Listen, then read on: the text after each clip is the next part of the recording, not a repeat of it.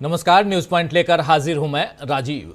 दोस्तों, राहुल गांधी ने खलबली मचाकर रख दी है क्योंकि राहुल गांधी लगातार जिन मुद्दों को लेकर, जिन चीज़ों को लेकर आगे बढ़ रहे हैं, जिन बातों को लेकर आगे बढ़ रहे हैं, उससे साफ समझ में आता है कि कहीं ना कहीं देश की सियासत में राहुल गांधी खलबली मचाने के तरफ बढ़ रहे हैं।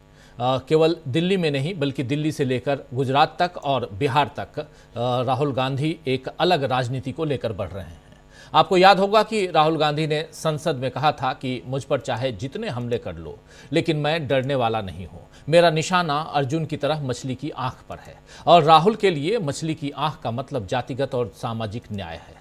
संसद के भीतर राहुल गांधी ऐलान कर चुके हैं कि कांग्रेस और इंडिया गठबंधन सत्ता में आया तो जातिगत जनगणना करवा कर रहेंगे। दलितों, पिछड़ों, आदिवासियों, अल्पसंख्यकों को सत्ता की असली शक्ति देंगे। ये सब बातें जो है राहुल गांधी करते रहे हैं। कल राहुल गांधी मध्य प्रदेश में महू में थे और वहां पर राहुल गांधी ने यही ऐलान भी फिर से किया है। और इसके पहले पटना में 18 जनवरी को राहुल ने यही बातें कही थी। राहुल के इस एक दिन के दौरे का ऐसा असर हुआ कि पिछड़ों, दलितों और अल्पसंख्यकों जो समुदाय है, इन समुदायों के लोग अब कांग्रेस के साथ खड़े दिखाई दे रहे हैं। आज माउंटेन मैन दशरथ मांझी का नाम आप लोगों ने सुना होगा। दशरथ मांझी के बेटे भागीरथ मांझी, राज्यसभा के पूर्व सांसद अली अनवर और अखिल भारतीय प्रजापति कुंभकार संघ के बिहार प्रदेश अध्यक्ष मनोज प्रजापति कांग्रेस में शामिल हो गए। ये तस्वीरें आप देख रहे हैं। आज ही उधर आपको बता दूं कि इस घटना के बाद, आज की जो घटना है, इस घटना से बिहार में जेडीयू और बीजेपी को बड़ा झटका लगा है क्योंकि कांग्रेस अब अपने पुराने वोट बैंक को फिर से साथ लेने की मुहिम में लग चुकी है। बिहार में खलबली मचाने के बाद आज दिल्ली में चुनाव प्रचार में उतरे राहुल गांधी ने लोगों को यही बताया है कि उनके हक मारकर बीजेपी किस तरह अडानी और अंबानी की जेबें भर रही हैं और मीडिया इसमें कैसे साथ दे रहा है। ये भी राहुल गांधी ने समझाया है। और राहुल ने बीजेपी के खेल की असलियत लोगों के सामने रखी ही, साथ ही आम आदमी पार्टी के मुखिया अरविंद केजरीवाल की सियासी चाल पर भी सवाल उठाए। राहुल ने बताया कि केजरीवाल ने बदलाव की राजनीति का दावा किया था, लेकिन अब वो खुद बदल गए हैं। क्या कुछ कहा राहुल गांधी ने, जरा ये सुन लेते हैं, चर्चा आगे बढ़ाएंगे। बहुत कुछ है। राहुल गांधी पहली बार अब दिल्ली के चुनावी मैदान में एक गैप के बाद आए हैं क्योंकि पहला जो उनका दौरा था, पहली रैली थी, वो सीलमपुर की थी और उसके बाद राहुल बीमार पड़ गए थे। और अब एक लंबे अंतराल के बाद आज 28 तारीख को राहुल गांधी दिल्ली के चुनावी मैदान में कूदे हैं। और उन्होंने क्या कुछ कहा अभी से थोड़ी देर पहले पटपड़गंज में जो उन्होंने सभा की, पहली सभा, वो जरा सुन लीजिए। केजरीवाल जी जो भी मन में आता है कह देते हैं। पहले आए थे, छोटी सी गाड़ी थी,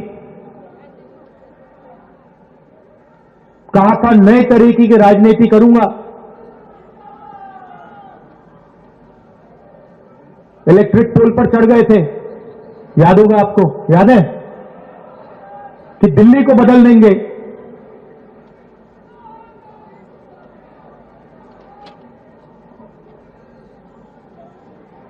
और जब गरीबों को जरूरत पड़ी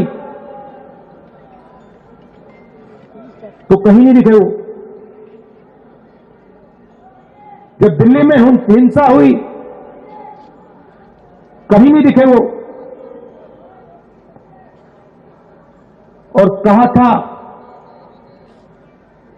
कि साफ राजनीति लाऊंगा। और सबसे बड़ा लिकर का स्कैम दिल्ली में हुआ है और उनके घर की आपने फोटो देख ली। नरेंद्र मोदी जी ने मुझे घर से बाहर निकाल दिया, फेंक दिया उठा के। मैंने चाबी दी, मैंने उनसे कहा भैया लो अपना घर, मुझे नहीं चाहिए, भागो यहां से। और केजरीवाल जी महल में रहते हैं, शीश महल में रहते हैं।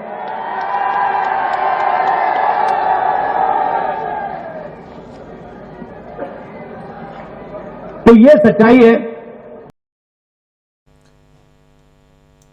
आज दरअसल राहुल गांधी पटपड़गंज में थे और पटपड़गंज में चुनावी रैली से पहले सुबह राहुल गांधी वाल्मीकि मंदिर में दर्शन किए और इस दौरान लोगों से मुलाकात की।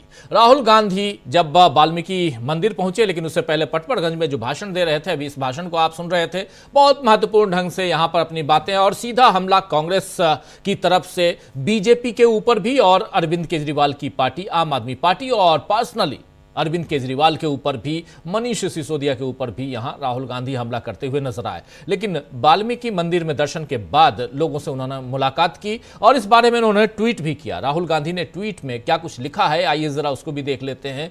और इस ट्वीट में आप देखिए, कुछ तस्वीरों के साथ राहुल गांधी लिख रहे हैं कि आज दिल्ली में महर्षि वाल्मीकि मंदिर जाकर दर्शन किया। दर्शन के बाद पास की बस्ती में एनडीएमसी कर्मचारियों से मुलाकात की और उन्होंने बताया कि बीजेपी की केंद्र सरकार और आम आदमी पार्टी की दिल्ली सरकार की प्राइवेटाइजेशन और कॉन्ट्रैक्ट जॉब की नीति के कारण हजारों लोग बेरोजगार हैं और हजारों को उचित वेतन नहीं मिल रहा है। हम लगातार इस मुद्दे को उठा रहे हैं। प्राइवेटाइजेशन और कॉन्ट्रैक्ट जॉब गरीबों और बहुजनों के हक छीनने के हथियार हैं। हम सबसे पहले इन्हें नियंत्रित करेंगे, ये कह रहे हैं राहुल गांधी। इन तस्वीरों के साथ राहुल गांधी आज यहां एनडीएमसी के कर्मचारियों से मुलाकात करते हुए और उसके बाद इन तस्वीरों को साझा करते हुए उन्होंने अपनी बात ट्विटर के जरिए, एक्स के जरिए लोगों तक पहुंचाई है। राहुल के भाषणों और बयानों से दोस्तों बीजेपी को लगातार चुनौती मिल रही है। बीजेपी खुद को जितना संविधान का संरक्षक दिखाने की कोशिश करती है, उतना ज्यादा फंसती जा रही है।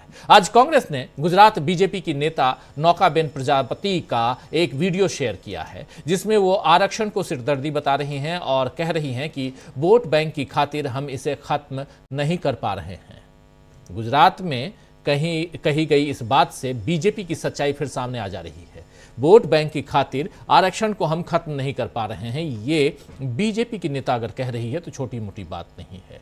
और गुजरात में कही गई इस बात से बीजेपी की सच्चाई फिर से सामने आ गई है और अब कांग्रेस इसे लोगों तक पहुंचा रही है। आज कांग्रेस में बिहार के जो नेता शामिल हुए हैं, उनका भी यही कहना है कि बीजेपी के कारण संविधान को खतरा है और कांग्रेस ही उसकी रक्षा कर सकती है।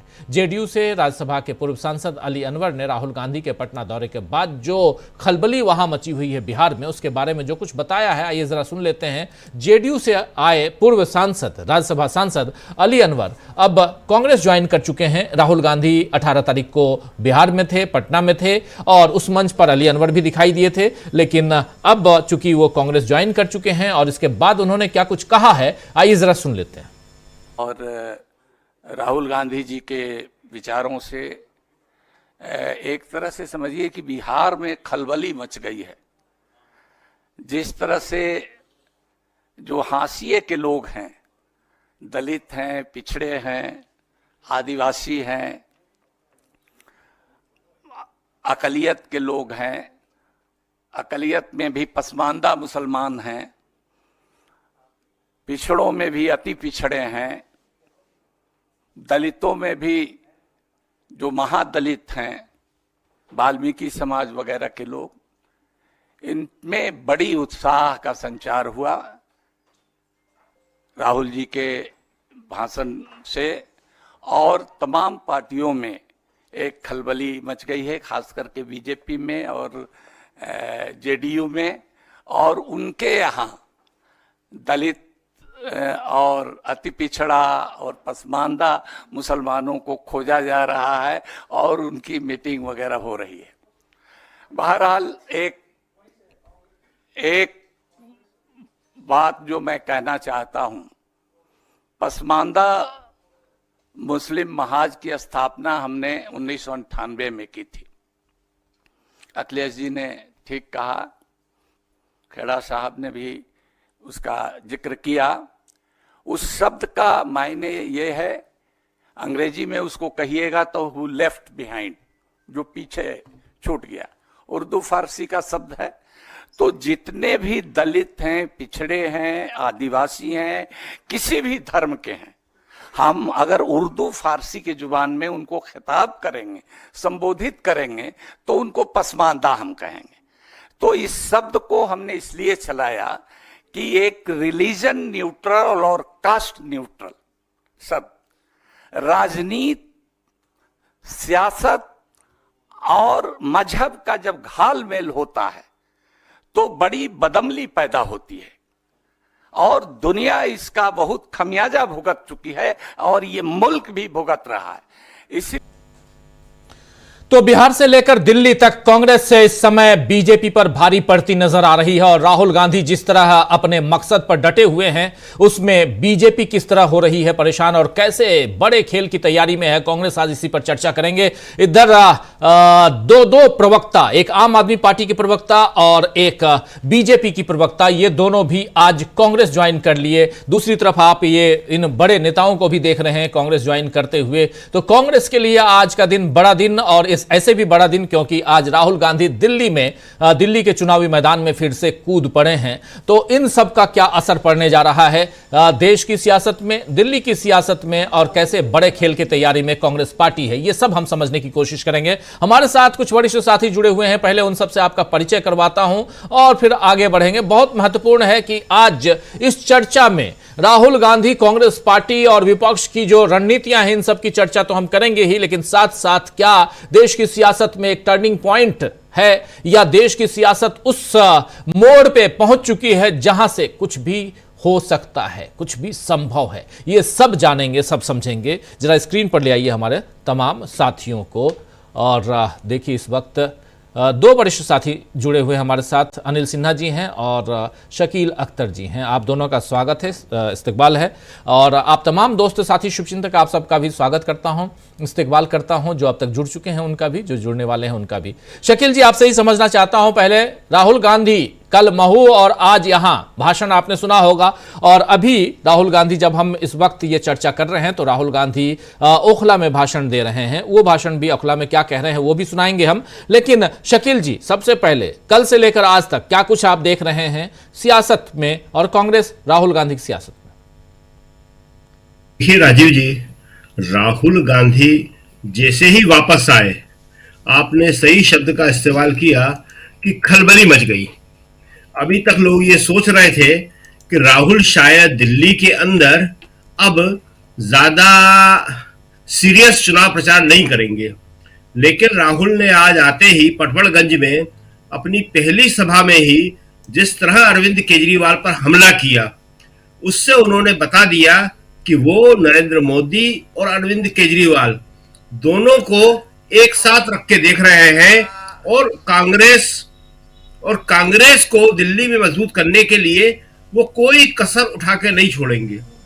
जहां तक महू का सवाल है तो महू में तो बड़ी ऐतिहासिक रैली हुई है, उसका असर तो पूरी राष्ट्रीय राजनीति पर पड़ेगा। उसका तो असर वहां पे राहुल गांधी ने जिस तरह गरीब की, मजदूर की, किसान की, दलित की, आदिवासी की है, उससे एक बार फिर यह संदेश स्पष्ट रूप से गया है, राहुल जो है वर्ग राजनीति को छोड़ने के लिए तैयार नहीं है। उन पर चाहे जितने हमले किए जाए, चाहे जितने आरोप लगाए जाए, लेकिन राहुल जो है इस बात को साबित करके रहेंगे कि इस देश में जिसकी जितनी आबादी है उसको उसी हिसाब से उसका हक मिले। राहुल ने कल महू में बड़े स्पष्ट तौर पे कहा इस बात को कि जो पिछड़ा वर्ग है, ओबीसी है, उसको अपनी ताकत का अंदाजा ही नहीं है और उसकी जो सबसे बड़ी ताकत है वो उसकी संख्या है, उसकी आबादी है और उसको ये मालूम होना चाहिए कि उसकी जो आबादी है उसके अनुपात में उसे कहां कहां कितनी हिस्सेदारी मिली हुई है। न्यायपालिका में वो कितना है, प्रशासन में वो कितना है, शिक्षा के क्षेत्र में कितना है, अन्य जगह वो कितना है। और जिस दिन ये मालूम पड़ गया तो ये बात बिल्कुल सही है राजीव जी कि देश की राजनीति में भूचाल आ जाएगा।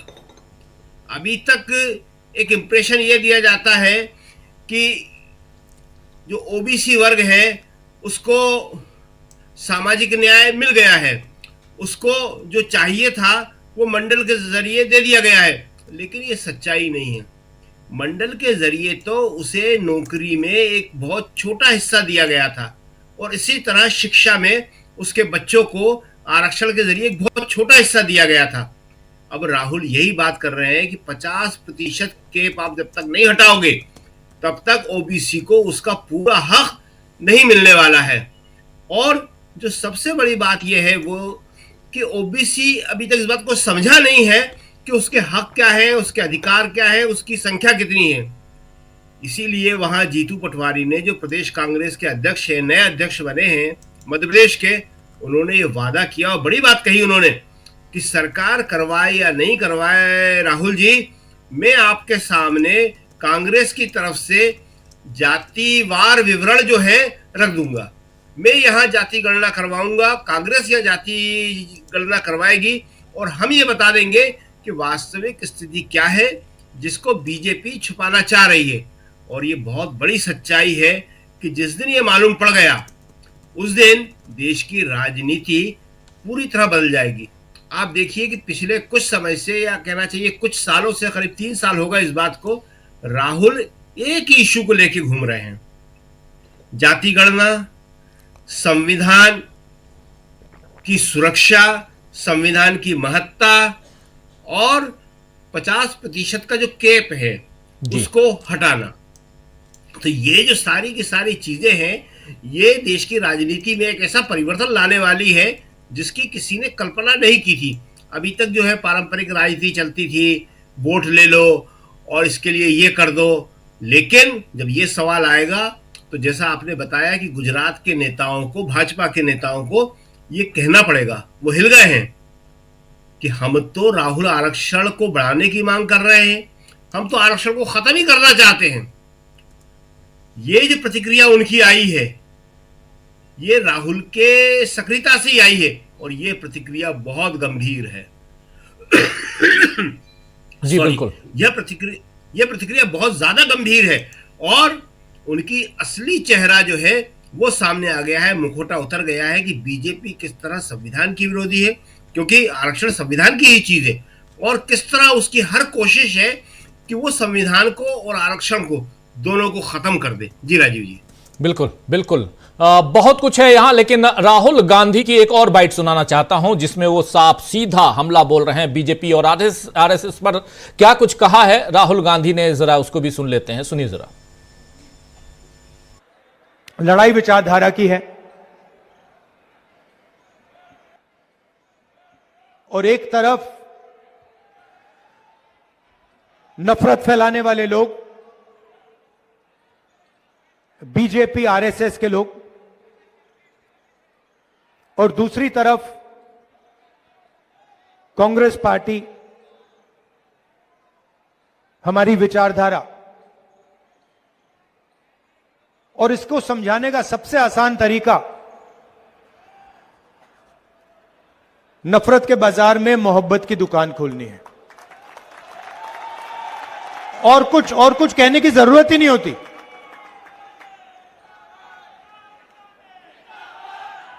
हम नफरत का हिंदुस्तान नहीं चाहते हैं। हम डर का, हिंसा का, नफरत का हिंदुस्तान नहीं चाहते हैं। हमें मोहब्बत की दुकान चाहिए। और दूसरी तरफ आरएसएस, बीजेपी जो भाई को भाई से लड़ाते हैं, एक धर्म को दूसरे धर्म से, एक जात को दूसरी जात से। लड़ाई विचारधारा की है और एक तरफ नफरत फैलाने वाले लोग, बीजेपी आरएसएस के लोग, और दूसरी तरफ कांग्रेस पार्टी, हमारी विचारधारा। और इसको समझाने का सबसे आसान तरीका नफरत के बाजार में मोहब्बत की दुकान खोलनी है। और कुछ कहने की जरूरत ही नहीं होती।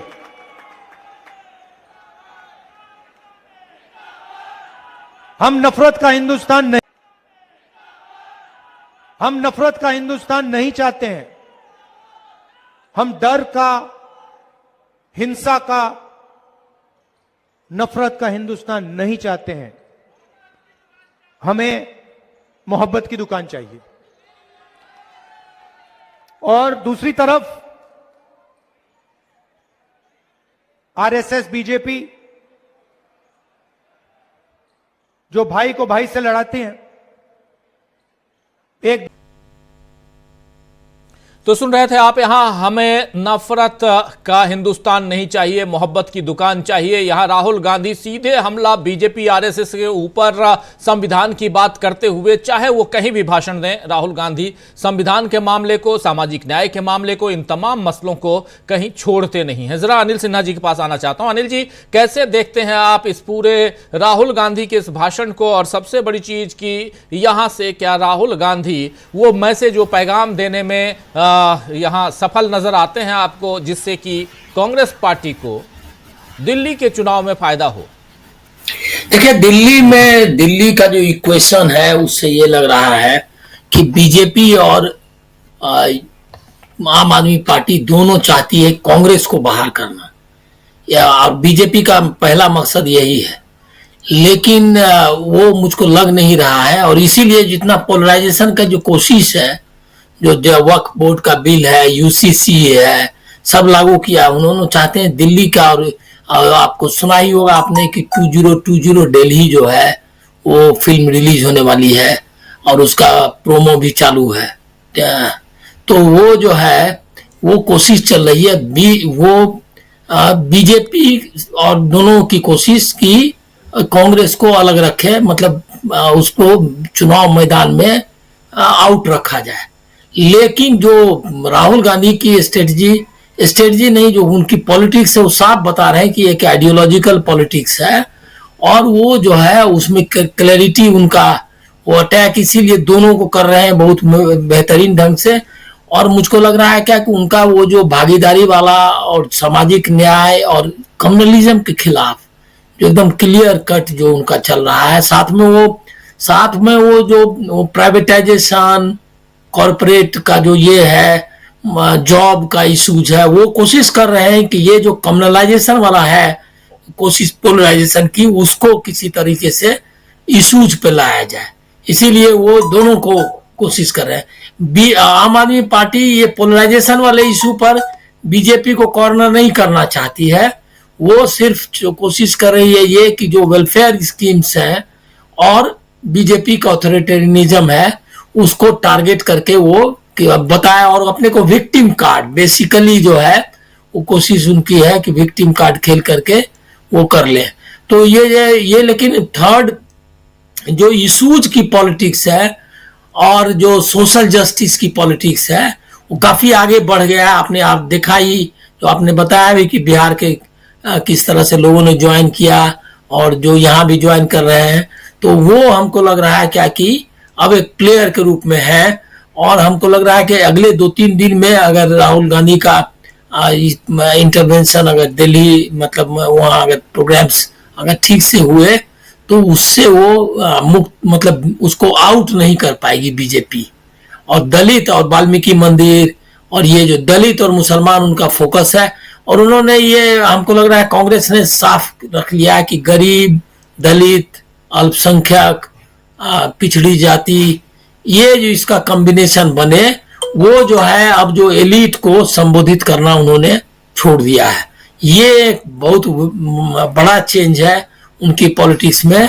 वो कोई सर्व वाला जो है ना, सर्वजन वाला नहीं चल रहे हैं, वो एक क्लास डिवीजन, एक कास्ट डिवीजन, एक जो जेंडर का इशूज है उसके आधार पर, मतलब वो एक बकायदा एक समझिए कि आइडियोलॉजिकल पॉलिटिक्स के तरफ उन्होंने जो मजबूती से वो कर ही रहे हैं, उसको दिल्ली में दिखाई देगा। अब इसमें देखना ये है कि ये इसमें कितना सफल होती है बीजेपी पोलराइजेशन। अब जैसे देखिए कुंभ का में चल रहा है, ये है। अभी आपको मैं बताऊं कि आप एक, मतलब अभी मैंने एक न्यूज बड़े ये का चैनल का डिजिटल वेबसाइट पर खबर देख रहा था कि मुसलमानों की आबादी भारत दुनिया में 2050 में सबसे ज्यादा हो जाएगी, सबसे बड़ी आबादी हो जाएगी विश्व की मुसलमानों की। कोई उसमें कोई डेटा मतलब किसी का ये नहीं है, कोई मतलब एक्सपर्ट का कोई ओपिनियन नहीं है। और ये कैसे मुसलमानों की आबादी क्रिश्चियन से दुनिया में बढ़ जाएगी और भारत नंबर 1 पे आ जाएगा, ये जो है, और उस इंडोनेशिया को पीछे छोड़ देगा, ये है उसमें ऐसे ही। और 2070 में क्या हो जाएगा, मुस्लिम आबादी, इसी सब टाइप की खबर ये सब चालू है। उनके गोदी मीडिया के सहारे, चैनल्स के सहारे किसी तरह पोलराइज किया जाए और जो ये क्या कहते हैं कम्युनल ये किया जाए, उसकी कोशिश चल रही है।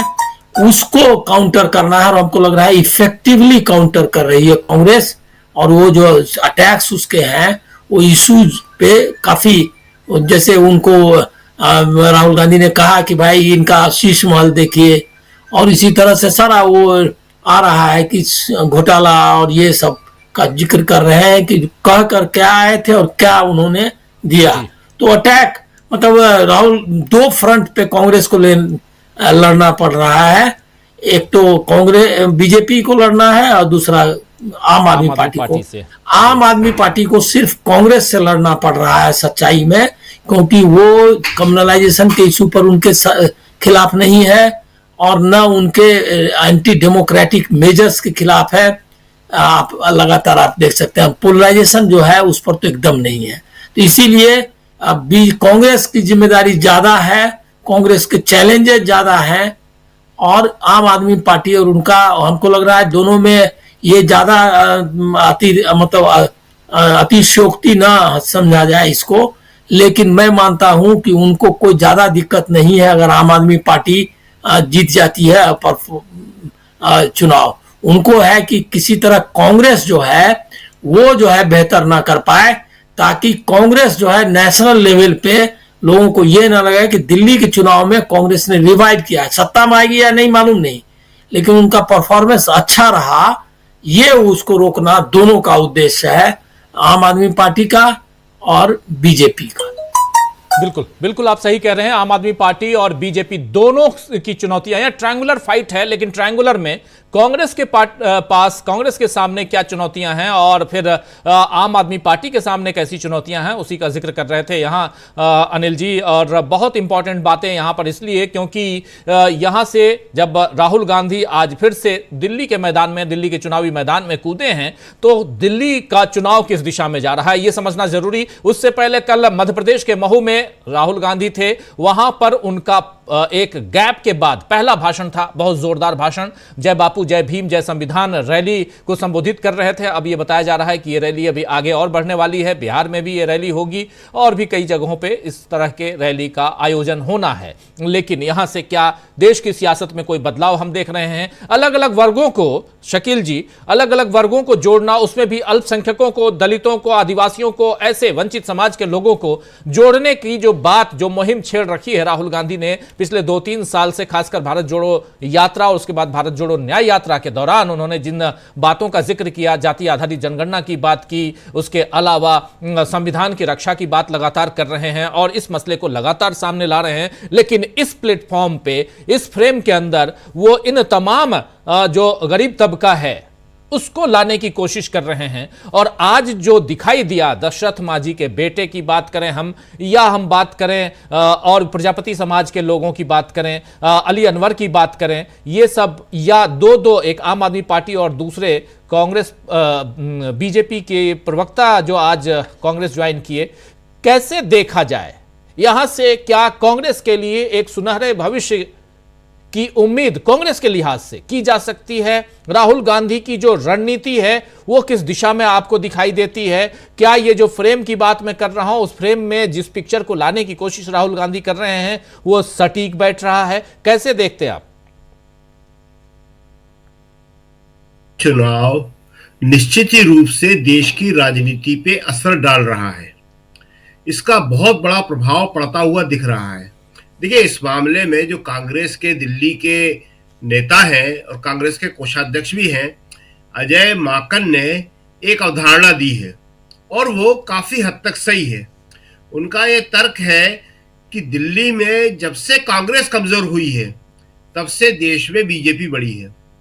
आम आदमी पार्टी की सरकार को यहाँ पे 2013 से लेके अब तक 11 साल हो गए हैं।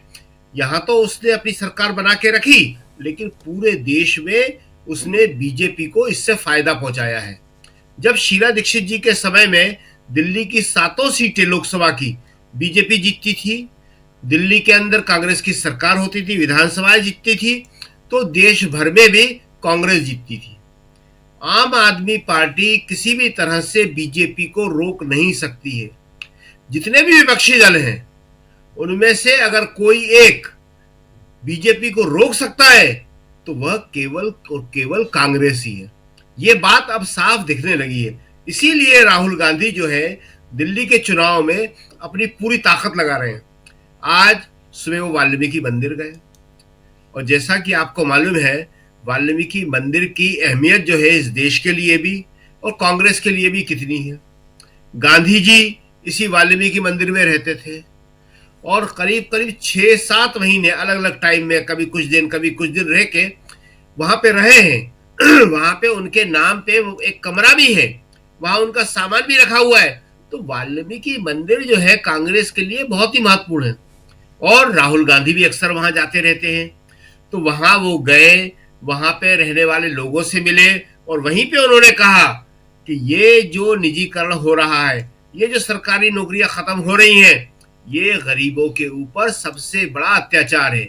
ये गरीबों की, कमजोर वर्ग की, दलित वर्ग की कमर तोड़ रहा है। और जैसा कि हमने पहले भी बताया कि पहले इन्होंने सरकारी नौकरियां खत्म करी, उसके बाद निजी नौकरियां जो ठेके पे दी जाती है वो करी और अब उससे भी आगे की एक चीज ले आए हैं, थर्ड पार्टी कॉन्ट्रैक्ट। ये थर्ड पार्टी कॉन्ट्रैक्ट तो गरीबों को, दलितों को, पिछड़ों को या जो भी छोटी नौकरी करने वाला है उन्हें तबाह कर रहा है। क्योंकि थर्ड पार्टी कॉन्ट्रैक्ट के अंदर आपको नौकरी देता है कोई ठेकेदार एक, और ठेकेदार आपसे कहता है कि मैं आपको बताऊंगा आपकी इतनी तनख्वाह होगी, मैं आपको बताऊंगा कल आपको कहां जाना है। आपकी योग्यता की कोई कदर नहीं है, आपकी मेहनत की कोई कदर नहीं है। आपको सिर्फ उस ठेकेदार को खुश रखना है। जिस दिन ठेकेदार नाराज, आपकी नौकरी गई। ये एक तरह से बंधुआ मजदूरी जैसा है, ये गुलामी जैसा है। तो राहुल यही जिक्र कर रहे थे कि ये सब करके इस देश के गरीबों की इन्होंने कमर तोड़ दी है। दूसरी बात, ये जो आप दिल्ली का जिक्र कर रहे हैं, देखिए दिल्ली में सबको ये बात मालूम है, ये कोई छुपी हुई बात नहीं है कि कांग्रेस अपनी न्यूनतम स्थिति में आ चुकी है। अब कांग्रेस इसीलिए यहां इतनी मेहनत कर रही है, इसीलिए उसने अरविंद केजरीवाल के खिलाफ संदीप दीक्षित को, जो उसके पास दिल्ली में उपलब्ध सबसे अच्छा चेहरा है, उनको उतारा और संदीप दीक्षित ने साबित भी किया। वो लगातार मेहनत कर रहे हैं और आज राहुल वाल्मीकि मंदिर जो नई दिल्ली कॉन्स्टिट्यूंसी में ही आता है, वहां से वाल्मीकि मंदिर से अपनी दिल्ली के दौरों को शुरू कर रहे हैं। तो कांग्रेस यहाँ पे जितना अपना वोट शेयर बढ़ाएगी, जितना अच्छा प्रदर्शन करेगी, वो आम आदमी पार्टी को तो दिल्ली में खत्म करेगा ही करेगा, बीजेपी का शेष देश में रास्ता भी रोकेगा। और यही सबसे महत्वपूर्ण बात है जिसे कांग्रेस समझ रही है। और जिस रणनीति का आप जिक्र कर रहे थे, तो कांग्रेस की रणनीति यही है कि शेष देश के अंदर बीजेपी को कैसे रोका जाए। पिछले 3-4 साल में कांग्रेस ने कई प्रयोग किए, वो सफल भी रहे। कांग्रेस ने इंडिया गठबंधन का प्रयोग किया, विपक्षी एकता का प्रयोग किया और विपक्षी एकता बहुत सफल रही। बीजेपी को 240 पे इस विपक्षी एकता ने रोका था। लेकिन जब उसको लगा कि दिल्ली के अंदर आम आदमी पार्टी के साथ खड़ा होना शेष भारत में बीजेपी को फायदा पहुंचा सकता है, तो कांग्रेस ने एक साहसिक फैसला लिया। उसने कहा नहीं, और अजय माकन ने यह कहा कि अभी जो हमने फैसला लिया है, इस फैसले के पीछे हमारे पुराने अनुभव भी हैं कि 2013 में जो हमने आम आदमी पार्टी को समर्थन दिया था, वो कोई हमारा फैसला सही साबित नहीं हुआ और उसी का हमें नुकसान उठाना पड़ा। दिल्ली में हम धीरे धीरे कमजोर होते चले गए। तो ये जो आपका सवाल है, जो आप बता रहे हैं कि इसका देश की राजनीति पर क्या प्रभाव पड़ने वाला है, तो वो प्रभाव पड़ना शुरू हो गया है। आज कांग्रेस में जिस तरह से लोग शामिल हुए हैं विभिन्न क्षेत्रों के, फ्रैंक हुजूर जो है एक महत्वपूर्ण लेखक है, अंतर्राष्ट्रीय स्तर के लेखक के वो शामिल हुए हैं। अली अनवर जो है, उन्होंने बिहार के अंदर पसमानदा मुसलमानों की राजनीति की शुरुआत करी है। नीतीश कुमार ने उन्हें राज्यसभा में पहुंचाया था। वो एक कमजोर वर्ग के नेता के तौर पे वहां पे बहुत महत्वपूर्ण है। दशरथ मांझी के बेटे जो हैं, उनकी जातीय समूह के तौर पर भी और मेहनतकश समूह के तौर पर भी एक अलग पहचान है। पार्टियों के, आम आदमी पार्टी के, बीजेपी के जो प्रवक्ता है वो शामिल हुए। तो ये शामिल क्यों हो रहे हैं? कोई भी एक पार्टी में, किसी में भी कोई शामिल होता है तो उसे लगता है कि इस पार्टी की संभावनाएं बढ़ रही हैं। तो दिल्ली चुनाव में कांग्रेस की संभावना को बढ़ते देखकर ही लोग शामिल हो रहे हैं। बिहार में तो अभी चुनाव काफी दूर है, लेकिन दिल्ली के इस चुनाव में उनका शामिल होना कांग्रेस के जो हौसला है, कांग्रेस की जो हिम्मत है, उसको बढ़ा रहा है। जी राजीव जी। बिल्कुल बिल्कुल, आप सही कह रहे हैं। कांग्रेस का हौसला, अलग अलग जगहों से अलग अलग नेता अगर कांग्रेस को ज्वाइन कर रहे हैं और राहुल गांधी यहां दिल्ली में चुनावी मैदान में हैं, तो जरूर इस पर चर्चा तो होनी ही चाहिए। साथ साथ अब बजट सेशन भी आने वाला है। आज 28 तारीख बीत रही है और इसके बाद 3 दिन, तीसरे दिन यानी 29 और 30, तीसरे दिन 31 तारीख से बजट सेशन की शुरुआत होगी। 1 फरवरी को बजट पेश होगा, आम बजट। लेकिन उससे पहले देश की सियासत किस दिशा में जा रही है, ये समझना, जानना जरूरी है। और ऐसे में जब सियासी मैदान में कूदे हुए हैं राहुल गांधी, तो क्या कुछ तैयारियां चल रही हैं कांग्रेस के अंदर और क्या कुछ तैयारियां बाकी दलों के अंदर चल रही हैं, ये सब हम समझने की कोशिश कर रहे हैं। हमारे साथ अमलेंदु उपाध्याय जी भी जुड़ गए हैं। अमलेंदु जी, आपका स्वागत करता हूं और सीधा आपके पास ही आना चाहता हूं, समझना चाहता हूं आपसे। राहुल गांधी एक लंबे अंतराल के बाद दिल्ली चुनाव में आए हैं, असर दिखाई देता है? कांग्रेस पार्टी के लिए फायदेमंद साबित होगा क्या, या अब चिड़िया चुग गई खेत? नहीं राजीव जी, खेत तो जो है बोना शुरू हुआ है। आवाज तो अब ठीक है, आवाज आ रही मेरी? ठीक, आ रही। ठीक। और आज राहुल गांधी की जो एंट्री हुई है बहुत धमाकेदार हुई है, और जिस तरीके से उन्होंने अरविंद केजरीवाल को सीधे सीधे निशाने पे लिया है राजीव जी, वो काफी दिलचस्प है। उन्होंने जैसे कहा कि जब राजनीति में आए थे अरविंद केजरीवाल तो बहुत बात करते थे कि राजनीति स्वच्छ करूंगा, बिजली के खंभे पर चढ़ रहे थे, लेकिन जब बिजली की जरूरत पड़ी तो केजरीवाल कहीं दिखाई नहीं पड़ रहे। मतलब इतना मारक हमला जो है एक तरीके से राहुल गांधी ने आज अरविंद केजरीवाल पर किया।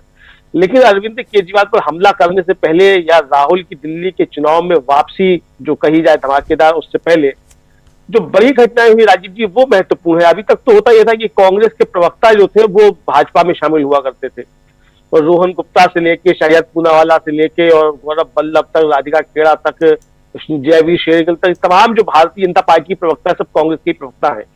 लेकिन गंगा उल्टी बहना शुरू हुई है और निगत अब्बास भारतीय जनता पार्टी की बड़ी फायर ब्रांड प्रवक्ता थी, और बड़ा मतलब बहुत एक तरह से कहा जाए कि आग उगला करती थी भारतीय जनता पार्टी की तरफ से। और आज वो सिर्फ शामिल नहीं हुई है, बल्कि उन्होंने जो रहस्योद्घाटन किया है, वो राहुल गांधी जो बात करते हैं कि पूरे देश में केरोसिन छिड़क दिया, उसकी उन्होंने एक तरीके से पुष्टि की है। और उनका ये कहना कि भारतीय जनता पार्टी जब उनको डिबेट्स में भेजा करती थी तो ये कहा जाता था कि वायरल होने के लिए मुसलमानों के खिलाफ आपको बोलना है। तो ये जो रहस्योद्घाटन है, हालांकि इसमें कोई नई बात नहीं है, हम लोग तो इसकी चर्चा करते ही रहते हैं कि वहां क्या मतलब प्रोपेगेंडा है और किस चीज से आप आगे बढ़ सकते हैं। तो जिस चीज को लेकर मोदी जी प्रधानमंत्री बन गए हैं, तो सब कोई जो है वहां प्रधानमंत्री बनना चाहता है, तो उसी रास्ते पर चल के बढ़ना चाहता है। लेकिन निगत अब्बास ने पार्टी छोड़ते समय ये एक जो था वो बात कही जो अभी तक भाजपा के अन्य नेताओं ने नहीं कही थी, चाहे उन्होंने पार्टी छोड़ी थी तो तब भी ये बात इस तरह की नहीं कही थी। वो निगत अब्बास ने आज ये बात कही राजीव जी, तो ये काफी ज्यादा महत्वपूर्ण है। दूसरा जो उन्होंने कहा कि साहब वो भारतीय जनता पार्टी का 5 स्टार कार्यालय है और कांग्रेस का इतने लंबे समय तक देश पर राज रहा, और उसके बाद जो है वो कांग्रेस का ऐसा कार्यालय नहीं बना, तो ये भ्रष्टाचार जो है भारतीय जनता पार्टी में, ये भी उनका आरोप था। तो ये राहुल गांधी के लिए राजीव जी कहा जा सकता है कि कैटलिस्ट का काम जो है इस तरीके से किया। अब अली अनवर जो आज शामिल हुए राजीव जी, वो अली अनवर जो नीतीश कुमार की पूरी जो राजनीति एक तरीके से जो मुसलमानों में भेद डालने वाली थी और पसमानदा मुसलमानों की जो बात थी, जो आंदोलन चला, वो अली अनवर ही उसके जो एक तरीके से करता धरता सब कुछ थे इस सिद्धांत को लेकर आने वाले। और शरद यादव के साथ जो जेडीयू से उन्होंने विद्रोह किया था, उसके बाद फिर वो शरद यादव के साथ जेडीयू छोड़ दिया था, उन्होंने निकाले गए थे फिर, तो वो आज कांग्रेस में शामिल हुए हैं। तो अली अनवर जनाधार के मामले में ठीक है, बड़े उस तरीके से बाहुबली ना हो, लेकिन वैचारिक तौर पर और नीतीश कुमार की राजनीति को एक तरीके से मुसलमानों में जो उनकी राजनीति बनी रही, उसके एक खास जो स्तंभ कहे जा सकते हैं वो अली अनवर रहे हैं। तो उन अली अनवर का आना कांग्रेस में और आने के साथ साथ ये बताना कि पसमानदा मुसलमानों के लिए राहुल गांधी या कांग्रेस क्या कर रहे हैं, ये एक बड़ी महत्वपूर्ण चीज है। तो आज राजीव जी समझा सकता है कि कांग्रेस को सिर्फ दिल्ली के हिसाब से नहीं, पूरे देश के स्तर से अगर देखा जाए तो एक नया बूस्ट कांग्रेस को मिला है। अब राहुल गांधी की दिल्ली में एंट्री हुई है, पचपड़गंज में जैसे उन्होंने रैली करी, पचपड़गंज में रैली करने का मतलब ही राजीव जी ये है कि जहां से अवध ओझा चुनाव लड़ रहे हैं आम आदमी पार्टी की तरफ से, पचपड़गंज से मनीष सिसोदिया 2 बार विधायक रहे, वहां राहुल गांधी की मतलब एंट्री होना और सुबह जो है नई दिल्ली जो अरविंद केजरीवाल का क्षेत्र है वहां लोगों से जाकर मिलना, वाल्मीकि मंदिर जाना, यानी राहुल गांधी ने सीधा सीधा संदेश दे दिया कि कोई मुरब्बत नहीं, पर्दे के पीछे से कोई डील नहीं।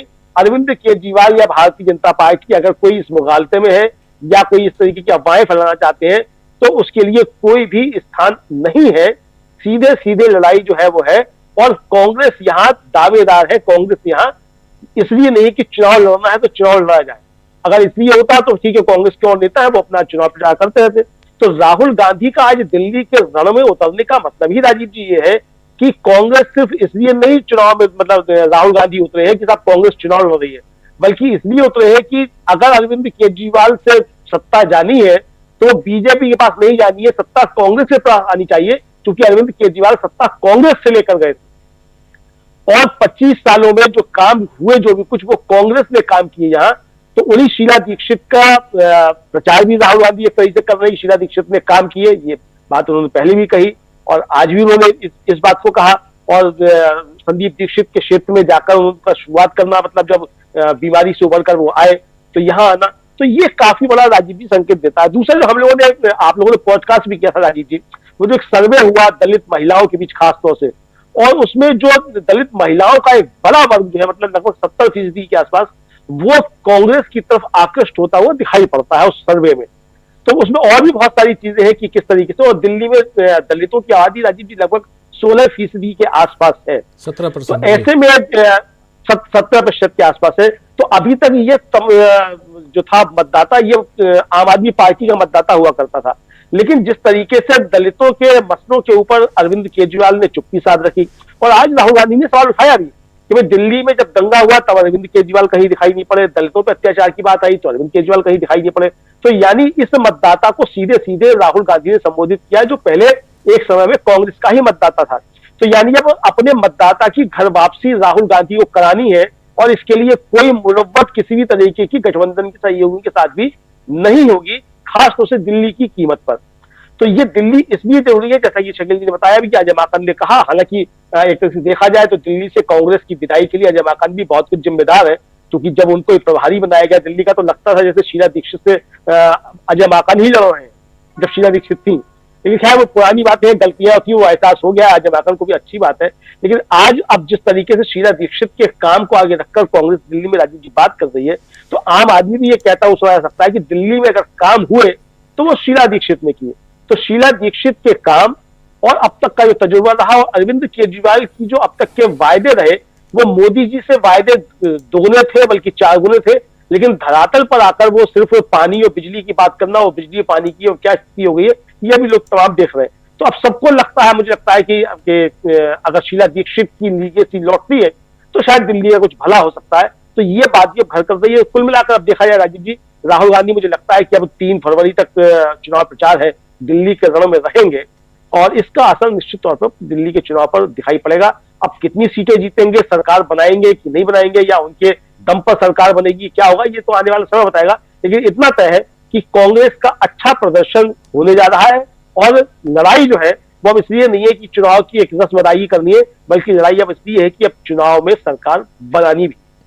बिल्कुल बिल्कुल आप सही कह रहे हैं। कम से कम एक फाइट में दिखे तो, और राहुल गांधी के इस मैदान में कूदने के बाद ये दिखाई देगा आने वाले समय में, क्योंकि लगातार अभी जो 4-5 दिन 6 दिन अभी चल रहा है चुनाव प्रचार, उसमें राहुल गांधी दिखाई देंगे। और साथ साथ सुनने में ये भी आ रहा है प्रियंका गांधी भी रहेंगी, और मल्लिकार्जुन खड़गे भी चुनावी मैदान में भाषण देते हुए प्रचार करते हुए दिखाई देंगे। शकील जी के पास आऊँगा तो वो और जानकारी देंगे, लेकिन हमारे साथ जुड़ गए हैं प्रशांत टंडन जी, हमारे साथी। प्रशांत जी, आपका स्वागत करता हूं और सीधा आपके पास ही आना चाहता हूं।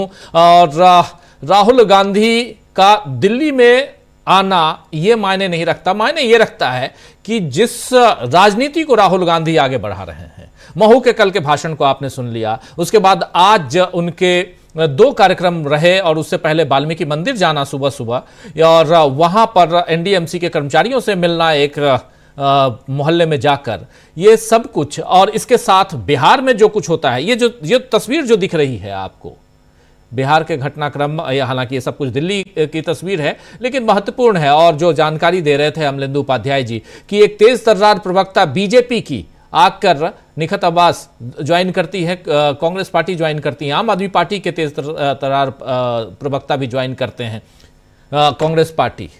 आखिर कांग्रेस पार्टी क्या उस रिदम को, उस लय को पा चुकी है जिसकी जरूरत है, जिसकी तलाश में कांग्रेस पार्टी थी? जरा इधर हम लोग चर्चा को लेके चलें, आपके जरिए समझना चाहता हूं प्रशांत टंडन जी। आपको जी जी अच्छा ठीक। हाँ, देखिए, तीन बड़े आज की राजनीति में आज जो दिन भर की घटनाएं हैं, तीन बड़े प्रमुख ट्रेंड सामने आते हैं। जो अभी आप तस्वीर दिखा रहे हैं, मैं इस पे बात रखूंगा अपनी। बहुत इंपॉर्टेंट महत्वपूर्ण लोगों ने आज कांग्रेस को ज्वाइन किया है। लेकिन राहुल गांधी की स्पीच, राहुल गांधी का दिल्ली में चुनाव प्रचार में सेकंड फेज में उतरना, दिल्ली में बीजेपी ने तीसरी बार अपनी चुनावी रणनीति को बदला है। शुरुआत उन्होंने अरविंद केजरीवाल के हमलों पे की, शीश महल पे, उनके मकान को लेकर, सीएजी की रिपोर्ट को लेकर। उसके बाद वो बटों के तो कटों पे आए, यानी सांप्रदायिक ध्रुवीकरण की कोशिश की, उसको विड्रॉ किया उन्होंने। अब तीसरा उन्होंने वेलफेयर की, जो आम आदमी पार्टी की वेलफेयर स्कीम से, उस तरफ आए हुए। इसी तरह आम आदमी पार्टी ने भी दो बार अपनी रणनीति बदली है। पहले ये भी वेलफेयर पे इन्होंने शुरुआत किया, डायरेक्ट कैश ट्रांसफर पे शुरुआत किया। उसके बाद इन्होंने मिडिल क्लास का मैनिफेस्टो निकाला है। मिडिल क्लास का मैनिफेस्टो निकालने की जरूरत क्यों पड़ी थी? कि कहीं ना कहीं इनको लग रहा था कि जो उनका ट्रेडिशनल वोट बैंक है उसमें कहीं कोई मूवमेंट है। तो ज्यादा एकदम इंश्योर करने के लिए कि मिडिल क्लास के चिटक न जाए इनसे, वो मिडिल क्लास पर आए। दोनों बीजेपी और आम आदमी पार्टी ने अपनी अपनी रणनीतियां बदली हैं। रणनीति बदलने का कारण बहुत साफ होता है कि आपको नीचे से, ग्राउंड से जो फीडबैक मिल रहा है उसके हिसाब से आप रणनीति बदलते हैं। आज मैं कहूंगा कि आम आदमी पार्टी और बीजेपी को एक बार और अपनी रणनीति बदलनी पड़ेगी राहुल गांधी के भाषणों के बाद। अब वो सामाजिक न्याय के मुद्दे को एड्रेस करना पड़ेगा उनको। एक तो ये बहुत महत्वपूर्ण बात है कि हम देखेंगे कल परसों में किस तरीके से आम आदमी पार्टी और बीजेपी अपनी चुनावी रणनीति बदलती है। उससे पता लगेगा कि कांग्रेस कितना इम्पैक्ट डाल पा रही है। आज बहुत महत्वपूर्ण बात राहुल गांधी ने की है, राजीव जी। आपने गौर किया होगा कि राहुल गांधी जब पहली बार दिल्ली के चुनाव में उतरे तो उन्होंने अरविंद केजरीवाल पे हमला तो किया, लेकिन शराब घोटाले की चर्चा नहीं की थी और उनके मकान की या शीश महल की चर्चा नहीं की थी। वो मामला वो स्किप कर गए थे कि ये चुनाव साफ सुथरे ढंग से, क्योंकि इंडिया गठबंधन के वो पार्टनर रहे हैं, तो एक राजनीतिक प्रतिद्वंदता भी दिखाई दे, लेकिन चुनाव में इस तरीके के आरोप ना लगे। लेकिन अरविंद केजरीवाल ने उस संदेश को या तो पढ़ा नहीं ठीक से या उसको इग्नोर किया और एक ऐसा आरोप लगाया जो राहुल गांधी पे कभी चिपक नहीं सकता। यह आरोप तो बीजेपी ने भी नहीं लगाया कभी राहुल गांधी पे, जो इतनी मुखर है, भ्रष्टाचार का आरोप। भ्रष्टाचारियों की तस्वीरें छापी उन्होंने, उसमें राहुल गांधी की भी तस्वीर छाप दी। उसका नतीजा ये हुआ कि आज राहुल गांधी ने शीश महल और शराब घोटाला दोनों की चर्चा कर डाली। तो इससे लग रहा है कि किस तरीके से पार्टियां एक दूसरे के आरोप में, अब चुनाव किस दिशा में जा रहा है, कांग्रेस कहां तक जाएगी, उसको भी देखना होगा। एक और महत्वपूर्ण बात इसी में जोड़ दूं मैं आपको कि कुछ दिन पहले आपको याद होगा कि कांग्रेस अजय माकन एक प्रेस कॉन्फ्रेंस करने जा रहे थे अरविंद केजरीवाल के ऊपर गंभीर आरोप लगाते हुए, और उस प्रेस कॉन्फ्रेंस को विड्रॉ किया गया था। जो खबर है कि वो राहुल गांधी के कहने पर विड्रॉ किया गया था। अब वो सारे आरोप कांग्रेस फिर से लगा रही है जो उन्होंने विड्रॉ किया था। तो ये महत्वपूर्ण है कि राहुल गांधी ने आज पहली बार अरविंद केजरीवाल पे उनके घर के खर्चों पर और शराब घोटाले पर, भ्रष्टाचार पे आरोप लगाया है। अब यहां से राहुल गांधी ने अगर शुरुआत कर दी है तो कांग्रेस के प्रवक्ता, कांग्रेस का जो प्रचार तंत्र है, कांग्रेस का सोशल मीडिया है, कांग्रेस के दूसरे नेता है, कैंडिडेट हैं, उनको इशारा मिल गया कि अब किस तरफ जाना है। तो ये बहुत महत्वपूर्ण था आज का जो राहुल गांधी का भाषण था। दूसरी बात कि जो प्रेस कॉन्फ्रेंस हुई और उसमें तमाम लोगों ने ज्वाइन किया है। देखिए, पिछले 1.5-2 साल से राहुल गांधी सामाजिक न्याय की बात कर रहे हैं, संविधान, जातिवाद जनगणना, आरक्षण की 50% लिमिट, ये सब बातें कर रहे हो, भागीदारी का सवाल उठा रहे हैं। अब उसका उस विमर्श का असर होता दिखाई दे रहा है कि जो पसमानदा मुस्लिम है, अली अनवर उसके बड़े नेता है, वही उन्होंने यह आंदोलन शुरू किया था।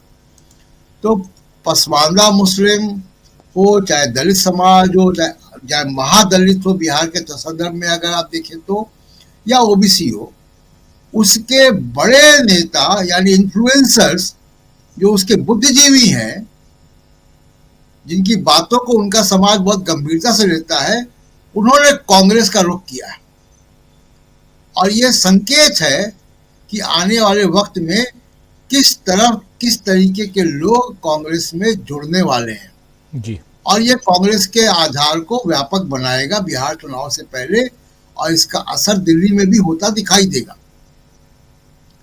तो ये बहुत महत्वपूर्ण एक इंडिकेशन है कि किस तरीके के लोग, आप याद कीजिए कि जैसे बीजेपी जब सत्ता पे पहली बार आने की तरफ बढ़ रही थी तो तमाम लोग बीजेपी ज्वाइन कर रहे थे, सेना के लोग, रिटायर्ड ब्यूरोक्रेट। आम आदमी पार्टी भी जब सुर्खियां बटोर रही थी 2013 में 14 में, तब भी तमाम सारे लोग, इंपॉर्टेंट लोग ज्वाइन कर रहे थे। अब कांग्रेस अगर आगे बढ़ रही है और कांग्रेस को किस समाज के लोग ज्वाइन कर रहे हैं, किस समाज से लोग आ रहे हैं, इसको देखना होगा कि ये एक नई राजनीति को जन्म देगा।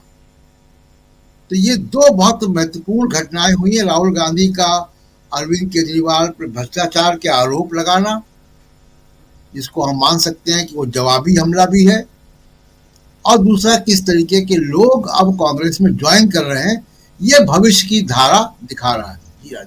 जी बिल्कुल बिल्कुल, आप सही कह रहे हैं, ये भविष्य की धारा दिखाई दे रहा है, क्योंकि कांग्रेस पार्टी में लोग आ भी रहे हैं, ज्वाइन भी कर रहे हैं। और दूसरी तरफ सबसे बड़ी बात कि यहां कांग्रेस पार्टी अपने आप को मजबूत करने की दिशा में भी बढ़ती नजर आती है। जरा एक बार फिर से शकील जी आपके पास आना चाहता हूं। शकील जी, जरा आपसे ये समझूं कि आने वाले समय में, अभी ज्यादा वक्त नहीं बचा है, लेकिन आने वाले समय में क्या कांग्रेस पार्टी के और भी बड़े नेता जैसे प्रियंका गांधी, मल्लिकार्जुन खड़गे, ये भी दिल्ली के चुनावी मैदान में आएंगे, ऐसी कोई खबर है? और राहुल गांधी की कितनी सभाएं होने वाली हैं? प्रियंका के भी प्रोग्राम लग रहे हैं, कांग्रेस अध्यक्ष खड़गे के तो लग ही रहे हैं, क्योंकि कांग्रेस अध्यक्ष खड़गे की समाज के कई वर्गों में, खासतौर से दलित और पिछड़ों की जहां आबादी ज्यादा है, वहां बहुत मांग है। देखिए, जब खड़गे जी को अध्यक्ष बनाया गया था तो आमतौर पे लोग समझ रहे थे कि ये कागजी अध्यक्ष साबित होंगे, लेकिन खड़गे जी ने साबित कर दिया कि वो कागजी अध्यक्ष नहीं है, बल्कि अपना प्रभाव छोड़ने में सक्षम है। और उनकी रैलियों में जिस तरह से भीड़ आती है, उससे बता दिया कि वो जनता के बीच में लोकप्रिय भी बहुत है। अभी आप बता रहे थे 17% करीब दलित आबादी है दिल्ली के अंदर, और ये 17% दलित आबादी जो है आम आदमी पार्टी और कुछ हिस्सा बीजेपी में भी ये जा रहा था। पिछड़ों की आबादी कितनी है इसका कोई अंदाजा नहीं है, लेकिन अगर देश के जो पैरामीटर है, जो बिहार की जाति गणना हुई है, उसके हिसाब से देखें तो बिहार में 50% से ऊपर बताया गया है। तो पिछड़ों की आबादी भी बहुत है। अल्पसंख्यकों की आबादी वो भी करीब 17-18% के करीब दिल्ली के अंदर है। तो ये जो सारी आबादी है, जो कि हाशिए की आबादी आजकल बन गई है, जिसके पास अब काम नहीं है, जिसके ऊपर लगातार हमले हो रहे हैं, तो ये सारी की सारी अब जो है सॉरी, खड़गे जी को बहुत गंभीरता से सुनती है। इसी तरह प्रियंका गांधी के प्रोग्राम भी लगने वाले हैं, प्रियंका जी भी आएंगी। आज उनका पुराना प्रोग्राम लगा हुआ था अपने लोकसभा क्षेत्र वायनाड में, तो वहां गई थी। अपने लोकसभा क्षेत्र में समय देना बहुत जरूरी होता है। वहां से आके वो भी दिल्ली के चुनाव में शामिल हो रही हैं। तो देखिए, कांग्रेस जो है अब दिल्ली में कोई भी कसर छोड़ने वाली नहीं है। और सबसे बड़ी बात यह है, कांग्रेस को इसका बड़ा फायदा मिल रहा है कि उसे इस बात की चिंता नहीं है कि उसका कितनी सीटें आएंगी, कितनी नहीं आएंगी। जैसा कि हमने बताया, 4% वोट शेयर करीब उसके पास अभी है दिल्ली के अंदर, तो वो इसको बढ़ाना चाहती है और कुछ विधानसभा क्षेत्रों में वो अच्छा प्रभाव डालना चाहती है। और यही बात बीजेपी और आम आदमी को परेशान कर रही है कि कांग्रेस जैसे जैसे दिल्ली मजबूत हो रही है, तो आम आदमी पार्टी का वोट भी कट रहा है, बीजेपी का वोट भी कट रहा है, और वो वापस दिल्ली की तरफ आ रहा है। अभी जो एक बात कही अमलेंदु जी ने, बहुत अच्छी बात कही, एक बड़ी पुरानी डिबेट को वो सामने लाए हैं, उस पर बात होना चाहिए। देखिए, शीला दीक्षित की लेगेसी क्या है, शीला दीक्षित की विरासत क्या है, वो इसी से समझ में आ रही है कि कांग्रेस के अंदर भी जो लोग शीला दीक्षित के आलोचक थे, वो भी आज शीला दीक्षित की प्रशंसा कर रहे हैं और शीला दीक्षित के नाम पर वोट मांग रहे हैं। अजय माकन इसीलिए साफ साफ शब्दों में कह रहे हैं कि शीला दीक्षित जब तक दिल्ली की मुख्यमंत्री रही, देश में कांग्रेस का शासन रहा, दिल्ली की 7 सीटों पर कांग्रेस का कब्जा रहा। अमलेंदु जी ने सही कहा कि एक समय में वो शीला दीक्षित के आलोचक थे, और शीला दीक्षित के आलोचक वही नहीं थे, कांग्रेस के और भी बहुत सारे नेता थे। और ये राहुल गांधी कहते हैं ये, और कांग्रेस में बात बड़ी खुली हुई है कि कांग्रेस में इन बातों पर कोई प्रतिबंध नहीं है कि अगर आपको कुछ लगता है तो आप उसको कहने के लिए स्वतंत्र हैं एक दायरे के अंदर। तो एक दायरे के अंदर शीला दीक्षित की आलोचना यहाँ पे काफी होती रही। आलोचना क्या होती थी वो भी हम थोड़ा स्पष्ट करते, बड़ा जरूरी है कि शीला दीक्षित ने ये जो फ्लाईओवर बनाया बहुत अच्छा किया, लेकिन जो त्रिलोकपुरी जैसे इलाके हैं वहां डेवलपमेंट नहीं हुआ। मतलब डेवलपमेंट कहाँ होना चाहिए, कितना होना चाहिए और किन क्षेत्रों में नहीं हो पाया, तो एक सकारात्मक आलोचना होती है, इसमें कोई बुराई नहीं होती। कांग्रेस के नेता ये चाहते थे पूरी दिल्ली में काम हो, लेकिन काम हुए, कुछ क्षेत्रों में नहीं हुए। आज जैसे पटपड़गंज गए राहुल गांधी, पटपड़गंज क्षेत्र में भी काम थोड़े कम हुए। मतलब ये पूर्वी दिल्ली है, नॉर्थ ईस्ट दिल्ली है, पश्चिमी दिल्ली के कुछ इलाके हैं, इन सब में उतने काम नहीं हुए जितने दक्षिणी दिल्ली में काम हुए। और फ्लाईओवर का जैसे हमने जिक्र किया, तो अब फ्लाईओवर पे एक सवाल उठा था और वो कुछ हद तक जायज था, कुछ हद तक वो अलग बहस को जन्म देता है कि भाई फ्लाईओवर पे तो सिर्फ गाड़ियां चलेंगी, बड़ी बड़ी कारें दौड़ेंगी, पब्लिक के लिए, आम आदमी के लिए जैसे नई दिल्ली के अंदर लुटियन जोन के अंदर फुटपाथ बने हुए हैं वो नहीं बनाए गए, वो एक अलग तरह की आलोचना है। इसी तरह राहुल गांधी ने उस टाइम कहा था, राहुल गांधी बिहार और यूपी के चुनाव में दौरे कर रहे थे और उन्होंने वहां कहा था कि मैं आपके यहाँ आया हुआ हूं, लेकिन आपका जो मजदूर है वो हमारी दिल्ली के अंदर जाके काम कर रहा है, और ये जो दिल्ली बन रही है, कॉमनवेल्थ के ये स्टेडियम बन रहे हैं, ये फ्लाईओवर बन रहे हैं, दिल्ली संवर रही है, ये बिहार का और यूपी का मजदूर कर रहा है। और उस टाइम हमने भी लिखा था, हमने भी बात कही थी कि ये मजदूर इतना काम करता है, उनके बच्चे जो हैं वहीं सड़क के ऊपर वहीं पे खेलते रहते हैं। शीला जी को चाहिए कि इनके लिए मोबाइल स्कूल की शुरुआत की जाए, उनके यहाँ पे नाइट स्कूलों की शुरुआत की जाए कि वो जाके वहाँ पे जो मजदूर है वो पढ़ सके। और राहुल गांधी ये चाहते हैं कि ये जो मजदूर है काम तो अपना करता है, और बाकी समय में इसको आगे बढ़ने के लिए एडल्ट एजुकेशन जिसको कहते हैं, प्रौढ़ शिक्षा जिसे कहते हैं, वो सारी चीजें शुरुआत हो सके। तो वो सब एक बड़े अच्छे इशू है, उसमें कोई बुराई नहीं है। सबसे खास बात मगर ये है कि चाहे वो बीजेपी हो, चाहे वो आम आदमी पार्टी हो, और चाहे कांग्रेस के शीला दीक्षित के आलोचक नेता हो, वो सब शीला दीक्षित को याद कर रहे हैं। और इसलिए याद कर रहे हैं कि शीला दीक्षित के बाद में पिछले 11 साल में दिल्ली में कोई काम नहीं हुआ। आज आप देखिए, आज अखबार भरे पड़े हैं, दिल्ली के सारे होर्डिंग भरे पड़े हैं, विकसित दिल्ली मोदी जी के साथ। अरे भाई, आप 11 साल से इस देश के प्रधानमंत्री हो, पूरे देश को विकसित बनाने की जिम्मेदारी आपकी है। दिल्ली तो केंद्र शासित प्रदेश है, यहाँ की तो आपकी जिम्मेदारी चाहे जिसकी सरकार हो आप ही की बनती थी, लेकिन आपने नहीं किया। 11 साल में अगर आपसे कोई सवाल पूछे मोदी जी कि आपने दिल्ली छोड़िए, जहां जहां आपकी सरकार है, जिन्हें आप गर्व के साथ कहते हो डबल इंजन की सरकार है, वहां कितना विकास हुआ। और अगर इस 11 साल की बात की जाए तो जब प्रधानमंत्री नेहरू थे, जो सबसे ज्यादा इनके आरोपों को झेलते हैं, जी नहीं एक वाक्य खाली, जी एक वाक्य, जो सब इनके आरोप झेलते, उन्होंने अपने पहले 11 साल में कितने काम किए?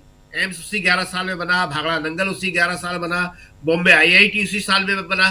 तो ये जो है, आप जब बात करोगे तो आपको दोनों बातें करना पड़ेंगी। जी बिल्कुल बिल्कुल सही कह रहे हैं आप। बहुत कुछ हम लोग चर्चा करते रहते हैं, आने वाले समय में इन सब मसलों पे और चर्चा करेंगे हम।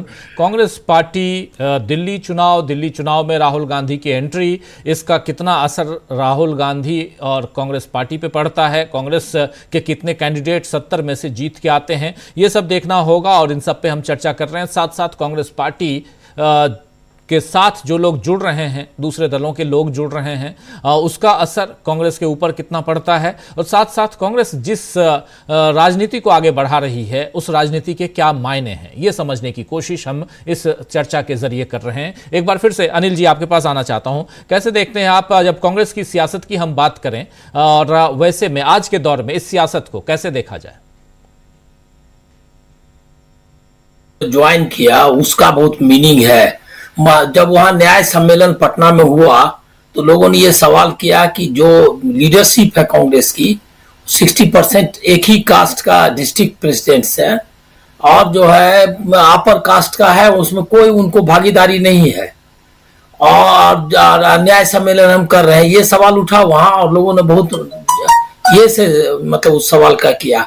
हुआ ऐसा है कि कम से कम बिहार, मतलब उसको आप समझ सकते हैं कि कांग्रेस की राजनीति में जो तब्दीली आ रही है उसको समझने का एक पैमाना मतलब है कि बिहार का आप ये एग्जाम्पल है, उसको आप देख सकते हैं। बिहार में उनका वोट बैंक जाता गया और जो उनकी लीडरशिप थी वो वही अपर कास्ट लीडरशिप बनी रही, जबकि जितने चीफ मिनिस्टर्स थे बिहार के, मतलब अपर कास्ट के, कांग्रेस के जमाने के, उनके सारे परिवार या तो बीजेपी में चले गए या दूसरी बीजेपी में ही गए, ज्यादातर वो चले गए अलग अलग रास्ते से। कीर्ति आजाद अभी बीजेपी होकर के दूसरी जगह है, लेकिन इसी तरह से हुआ। तो ये एक बहुत बड़ा गैप था जिसको कि राहुल गांधी ने अभी जैसे अली अनवर हैं या प्रजापति हैं या वो जो क्या कहते हैं मांझी माउंटेन मैन का जो दशरथ मांझी के बेटे ने, ये एक सिंबॉलिक है बहुत बड़ा, क्योंकि अभी ये जो कॉन्स्टिट्यूएंसी बनी थी जिसको कि जेडीयू ने कॉन्स्टिट्यूएंसी बनाई है नीतीश कुमार ने, उस कॉन्स्टिट्यूएंसी में उनकी मतलब जो लीडरशिप जिस तरह से मतलब बिखर रही है, ऐसे समय में उनको एक नेतृत्व की जरूरत थी और वो नेतृत्व की जरूरत को पूरा कर रही है। तो एक ये सवाल है। दूसरा मेरा मानना अभी भी है कि जो 2-3 दिन जो इलेक्शंस बचे हुए हैं दिल्ली में, निश्चित तौर पर बीजेपी एक कॉमनल कार्ड ही अंत में खेलेगी। ये जो है मोदी ब्रांड फेल हो गया है, ये उसको अंदाजा है, क्योंकि आप देख रहे हो कि दिल्ली के डिस्कोर्स में मतलब जो लोग जो भी रिपोर्टिंग्स वगैरह आ रही है उसमें मोदी कोई फैक्टर नहीं है, मतलब मोदी के नाम पर जीतना ये अब हमको लग रहा है कि दिल्ली में कोई फैक्टर नहीं। बीजेपी का वोट 33% प्लस ऑलवेज था 2003 के बाद से, और वो है अभी तक इंटैक्ट, बल्कि बढ़ गया था पिछले विधानसभा चुनाव में। वो वोट बैंक को अगर बचाए भी रखना है तो उसको दूसरे यही जो टाइम टेस्टेड उनका फार्मूला है उसी को करेंगे। और हमको लग रहा है कि वो आप 2-3 दिन में वो जो भी है योगी आदित्यनाथ का ज्यादा की रैली हो या जो भी है उनका जो लीडर्स है कॉमनर लीडर्स, वही कमान संभालेगा, ऐसा मेरा मतलब अंदाजा है। क्योंकि और ये जो फ्री बीज वाला और विकसित दिल्ली, ये सब कोई ज्यादा उनको अपील करने वाला है ऐसा, क्योंकि लोग वो जान रहे हैं कि किस तरह से जो केजरीवाल करना भी चाहते थे उसको किस तरह से एलजी ने रोके रखा या एलजी किस तरह से करते थे। शीला दीक्षित, ये बात मैं पूरी तरह सहमत हूं कि शीला दीक्षित जो है वो एक फिर से रिवाइवल हुआ एक तरह से। कई बार होता है कि आप इतिहास में पीछे छिप जाते हैं और आपको समय आपको ले आता है आगे, कई और अब उस बड़ी उपस्थिति आपकी हो जाती है। उसमें शीला दीक्षित हमको लग रहा है कि जरूर आएगा, और कांग्रेस ने सही किया है कि उनकी विरासत को रिवाइव कर रही है। तो वहां भी एक सामाजिक न्याय, कम्युनलिज्म के खिलाफ संघर्ष, और दूसरा है जो अपना जो विकास का उसका विरासत है उनकी, उसी आधार पर कांग्रेस टिकी हुई है। और बात वही कर रही है कि भाई जॉब्स का, ये का, और वो केजरीवाल बोल रहे हैं, लेकिन केजरीवाल ये शुरू से 2013 से ही कि हम दिल्ली के लोगों को रोजगार देंगे ये बोलते आए हैं, इसलिए उसमें कुछ ज्यादा दम नहीं है। लेकिन लास्ट में मैं एक पॉइंट रखूंगा कि अभी भी केजरीवाल जो ये क्या कहते हैं मीडिया वॉर है, सोशल मीडिया का वार, और ये क्या कहते हैं गोदी मीडिया, जो भी मीडिया वार है उसमें अभी भी वो आगे हैं। और एक जो आप देखेंगे आप ट्विटर या इस सब में हैंडल में जो वीडियोज और ये जितना झूठ जहरीला पानी आ रहा है, मतलब वो जानते हैं कि किस तरह से जो है लोगों को किया जा सकता है मोबिलाइज मीडिया के जरिए। तो वो बहुत सेंसेशनल और सब तरह का इस्तेमाल का तरीके का इस्तेमाल कर रहे हैं, और वो है उनमें। बीजेपी है लेकिन अभी भी बीजेपी उनसे पीछे ही है। कांग्रेस लेकिन स्टिक कर रही है, हमको लग रहा है कि आइडियोलॉजिकल पॉलिटिक्स में, जो कि अभी राहुल गांधी, हमको लग रहा है कि राहुल गांधी ने ये अपना बना लिया है कि किसी भी तरीके से आइडियोलॉजी को केंद्र में रख के ही लड़ना है, और वो उसमें कंसिस्टेंट है। ये एक बहुत हिम्मत की बात है और उसमें लगे हुए, लेकिन इंटरवेंशन उनका रिजल्ट लाएगा। किसी कोशिश इनकी काफी रहेगी कि कांग्रेस को छोटा हो जाए, उसको जो है वो कुछ नॉन एंटिटी है ऐसा शो करे, लेकिन इस बार ऐसा लगता नहीं है, बशर्ते कि ये जो राजीव कुमार की मशीन है वो ठीक से काम करे। जी, राजीव कुमार की मशीन।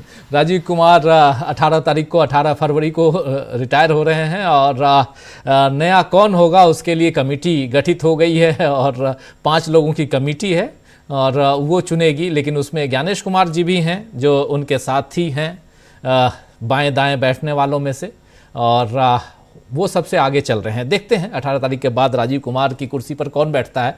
लेकिन क्या नरेंद्र मोदी का अपना चहेता कोई होगा या कोई और होगा, देखा जाएगा। बहुत इंपॉर्टेंट है, क्योंकि देश के लोकतंत्र को अगर मजबूत रखना है तो चुनाव आयोग को मजबूत होना होगा। बहुत अच्छी बात आपने छेड़ दी है और इसकी चर्चा होनी चाहिए। जरा प्रशांत जी आपके पास आना चाहता हूं। जब भी अभी खासकर जो पिछले 4 राज्यों के चुनाव बीते, उसमें से 2 राज्यों में जो जीत हुई है बीजेपी की, उसके बाद से राजीव कुमार बहुत ज़्यादा निशाने पे हैं, और बहुत सारी ऐसी चीजें, ऐसी बातें हैं जिस पर अभी आने वाले समय में बहुत खबरें दबा दी जा रही हैं, बहुत खबरें बाहर आ नहीं रही हैं। लेकिन चुनाव आयोग कहीं ना कहीं निशाने पे ही नहीं बल्कि शक के दायरे में है, और बहुत ज़्यादा ज्यादतियां बहुत हो रही हैं, वो भी बताया जा रहा है। महाराष्ट्र चुनाव को लेकर ही 100 से ज़्यादा वहाँ एप्लीकेशन लगाए गए हैं पुनर्गणना की, कि फिर से काउंटिंग की जाए, लेकिन उन सबको भी दबाया गया है। इन सब के बीच दिल्ली का चुनाव, और उसमें राहुल गांधी सबकी बात नहीं कर रहे हैं, राहुल गांधी संविधान की बात कर रहे हैं। कैसे देखा जाए, क्या चुनाव सुधार की बात नहीं होनी चाहिए चुनाव के दौरान? अनम्यूट कीजिए प्लीज। चुनाव सुधार की बात लगातार होनी चाहिए और बहुत लंबे समय से पेंडिंग है, और जो मुख्य चुनाव आयुक्त की नियुक्ति की प्रक्रिया में भी उसका जो तौर तरीका बदलना चाहिए। अभी जो सर्च कमेटी है उसमें एक केवल तब्दीली आई कि जो एग्जिस्टिंग चुनाव आयुक्त है उनमें से किसी को नहीं लेंगे, बाहर से भी ले सकते हैं। ये भी एक उसमें खोला गया विकल्प। लेकिन चुनाव आयोग कितना क्रेडिबल है उसका कोई सर्टिफिकेट अभी देने में कोई नहीं दे सकता उनको, कि दिल्ली का चुनाव कौन जीत जाए कौन हार जाए ये सवाल नहीं है। सवाल सिर्फ ये है कि क्या जनता जिसको वोट दे रही है, सरकारें उसी की बन रही हैं, ये बड़ा सवाल है।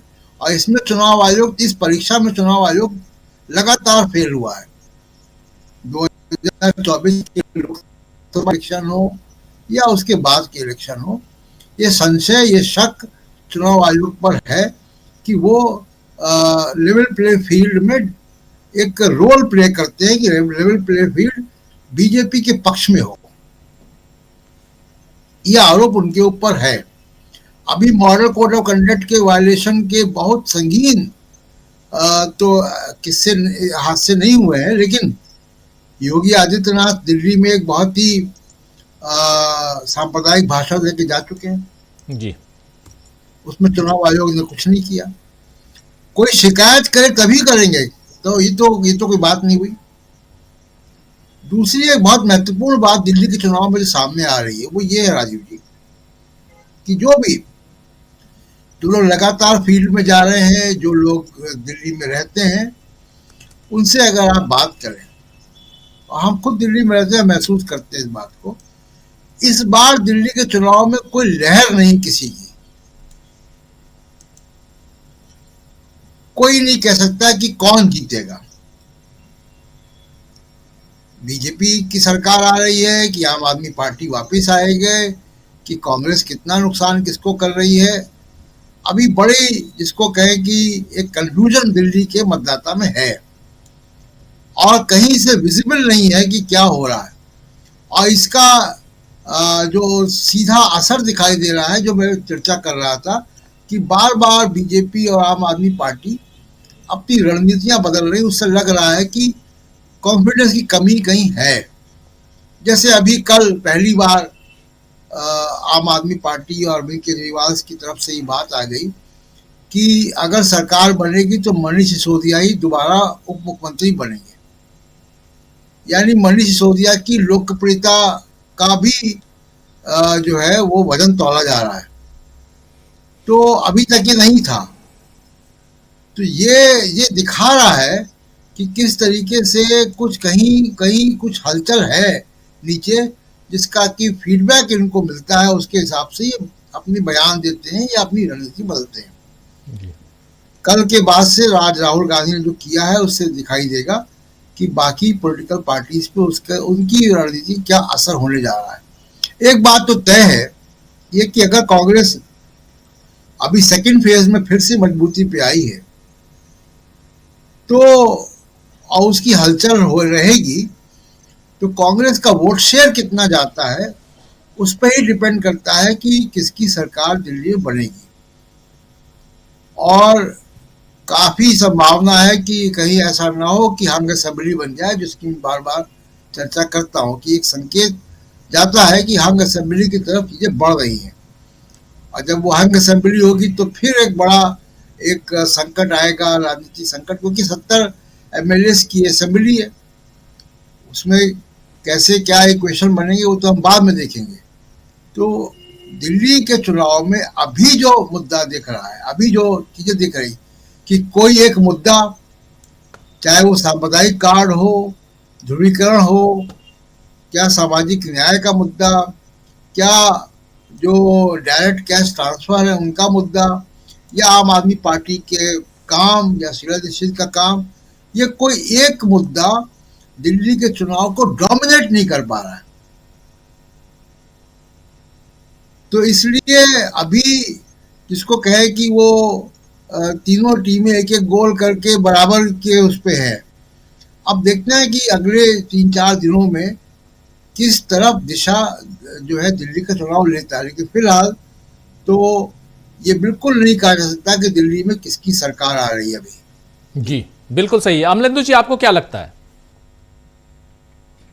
बिल्कुल राजीव जी, अभी ये तो नहीं कहा सकता कि किसकी सरकार आ रही है, लेकिन ये तो साफ तौर पे कहा जा सकता है कि लड़ाई बहुत तगड़ी है।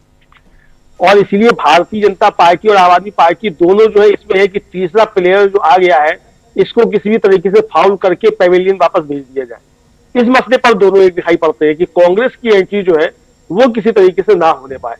तो ये अब जो मुझे लगता है कि कांग्रेस की यही जीत है कि अगर दोनों पार्टियां जो अभी तक अपने को सत्ता का दावेदार समझ रही थी, एक कह रही थी वो तीसरी बार सरकार बनाएगी, दूसरी कह रही थी कि इस बार शीश महल में केजरीवाल को नहीं घुसने देंगे, वो दोनों का इस बात पे सहमत हो जाए कि कांग्रेस की एंट्री जो है वो किसी तरीके से रोकी जाए, तो ये राजीव जी एक महत्वपूर्ण परिघटना तो निश्चित तौर पर दिखाई पड़ती है कि अब कांग्रेस की एंट्री रोकने के लिए दो दल जो है वो दिखाई पड़ रहा है, जबकि उनमें से एक इंडिया गठबंधन में है, दूसरा एनडीए का दल है।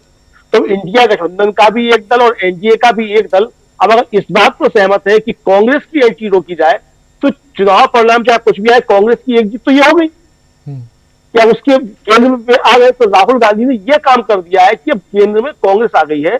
और दूसरी बात राजीव जी है कि राहुल गांधी जो वैचारिक मुद्दे खड़े कर रहे हैं अब उस पर लोगों को बात करनी पड़ रही है। आज जिस तरीके से अरविंद केजरीवाल ने प्रधानमंत्री को चिट्ठी लिखी और प्रधानमंत्री को चिट्ठी लिखी हुई बात क्या बात की, वही बात जो राहुल गांधी लगातार कर रहे हैं क्रोनी कैपिटलिज्म की, कि अमीरों के कर्जे माफ कर दिए जाते हैं और गरीबों के कर्जे माफ नहीं किए जाते या उनके लिए योजनाएं नहीं बनती। यही जो है वो चिट्ठी आज अरविंद केजरीवाल ने लिखी कि साहब अमीरों के कर्जे जो माफ कर दिए जाते वो बंद किए जाए और जो मध्यम वर्ग है उसको लाभ पहुंचाया जाए। ये एक तरीके से अरविंद केजरीवाल ने लिखा। तो यानी राहुल गांधी के मुद्दे अब आ रहे हैं चुनाव में, और अभी तक जो शीश महल और राजमहल पर जो बात हो रही थी वो मुद्दों पे आना शुरू हुई। यानी राहुल गांधी की ये भी एक कहा जा सकता है कि ये भी जीत है कि जिन मुद्दों की बात राहुल गांधी कर रहे हैं उन मुद्दों पर अब चर्चा होना शुरू हुई। लोग मजबूर हुए कि हम मुद्दों पर बातचीत की जाए, वरना इससे पहले तो बातचीत ही नहीं हो रही। तो मुझे लगता है कि ये बड़ा शिफ्ट जो एक राजनीतिक तौर पर कहा सकता है वो इस चुनाव में है। और जिस तरीके की परिस्थितियां खासतौर से शहरी मतदाता जो होता है और दिल्ली का मतदाता जो होता है, और इतना आसान भी नहीं है उसको इस तरीके से समझ पाना कि वो किधर वोट देगा किधर वोट नहीं देगा, कोई भविष्यवाणी करना। तो कोई भविष्यवाणी तो नहीं, लेकिन हाँ जो चीजें दिख रही है उसमें साफ तौर पर समझा जा सकता है कि लड़ाई अब आम आदमी पार्टी और बीजेपी के बीच नहीं है, लड़ाई त्रिकोणात्मक है और ये त्रिकोणात्मक लड़ाई किधर भी जा सकती है। अब इसका किसको फायदा किसको नुकसान होगा, लेकिन लड़ाई त्रिकोणात्मक है और कांग्रेस मजबूती के साथ अब दिखाई पड़ रही है। ये बात तो तय हुई है। जी बिल्कुल, दिल्ली की लड़ाई ट्रायंगुलर है, त्रिकोणात्मक लड़ाई, और इस लड़ाई में कौन आगे कौन पीछे ये आने वाला वक्त बताएगा। 8 तारीख वक्त भी फिक्स है, 8 फरवरी को रिजल्ट आना है, तो उस दिन पता चल जाएगा कि कौन जीता कौन हारा। लेकिन मजेदार है यहां पर राहुल गांधी अरविंद केजरीवाल के ऊपर, मनीष सिसोदिया के ऊपर आज हमला बोलते हुए नजर आए और साफ साफ उन्होंने ये मैसेज दे दिया कि हम हल्के में, अगर आप मान रहे हैं कि कांग्रेस पार्टी इस चुनाव को हल्के में ले रही है तो ऐसा नहीं है, और कांग्रेस पार्टी बहुत मजबूती के साथ दिल्ली के चुनाव में खड़ी है। देखते हैं आगे क्या कुछ होता है, लेकिन उसके साथ साथ कांग्रेस की रणनीति और उसमें भी संविधान और जाति आधारित जनगणना, सामाजिक न्याय, इन सब मसलों को लेकर भी राहुल गांधी हर मंच से अपनी बात रख रहे हैं। ये एक अलग राजनीति को, एक अलग दिशा में इस राजनीति को ले जाते हुए ये सारे मसले जो हैं वो दिखाई देते हैं। क्या यहां से कांग्रेस पार्टी दिल्ली के चुनाव में कुछ गेन करेगी? बड़ा सवाल है। आने वाले 2-4 दिनों में इसका जवाब आपको मिल जाएगा। बाकी तो रिजल्ट 8 तारीख को जब तक का सामने होगा, क्योंकि आज पहला दिन है राहुल गांधी का एक गैप के बाद फिर से आना, और राहुल गांधी कितने अग्रेसिव होते हैं, राहुल गांधी अपने कार्यकर्ताओं को कितना मोबिलाइज करते हैं, ये सब कुछ आने वाले वक्त में